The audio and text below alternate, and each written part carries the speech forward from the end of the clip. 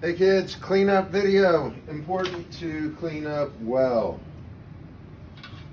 Number one, this isn't cleanup, but getting the paint. When you get the paint, yesterday we had some people paint right off the bat. I'd say maybe 50% of the brushes and the palettes were not cleaned up to par. Boo. Number one, there was a bunch of, you don't need that much paint. Number one, a little bit of this paint goes a long way. Unless you're painting a real big area like the back of this, if I were just painting the orange part of this, like this part that's on, I would need like less than what you would put on a toothbrush.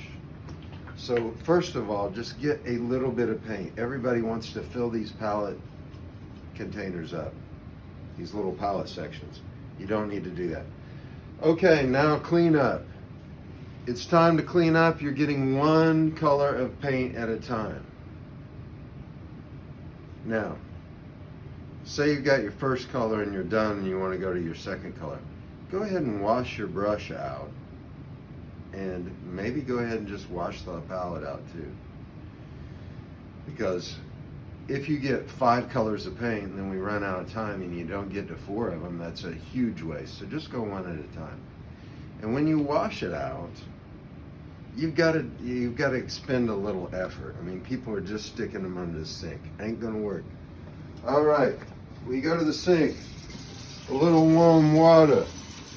If you want, you can help yourself out by wiping this paint out before you get it into the sink. Just take a little bit of paper towel and wipe it out like that. That's going to save you a lot of time. Throw it away. You have to use your thumb a little bit. It's not going to hurt you. This is water-soluble paint. It's going to wash right off of your hands. So if you don't want to use your thumb, I'll put a couple of these little sponges back here, and you can use a sponge, but whatever you do, you have to make sure that this paint is out of the palette. Okay, now dry it off. Whether you're putting this up and you're totally done or you're going to the next color, you want to get that water out because that'll make your paint look watery. Okay, we have washed and we have dried the palette. Let's say it's at the end of class, you're going to put it here. If you're going in the next color, take it back to your desk. These brushes, don't just do this and then done. Like most of the brushes yesterday were like that. I mean, I could tell they were putting the water, but they ain't clean.